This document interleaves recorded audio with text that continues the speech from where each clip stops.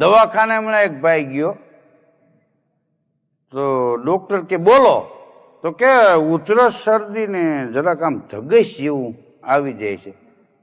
ડોક્ટરે બધું ચેક કર્યું. એ કે આ 3 ટાણાની દવા છે ને એ લઈ લેજો. ત્યાં તો એપલનો ફોન કાઢીને ડોક્ટરના ટેબલમાંથી મૂક્યો છે. સાહેબ જોઈ ગયા, પાર્ટી તો મોટી છે, લાખ રૂપિયાના એપલ ફોન વાપરે, મોબાઈલ, એને કાંઈ 3 ટાણામાં પતાવે? તો કે આ 3 ટાણાનું તો એટલે જ કહું છું કે આજનો જે તમે લઈ લ્યો ને, કાલ નૈણા કોઠે આવો હવાર.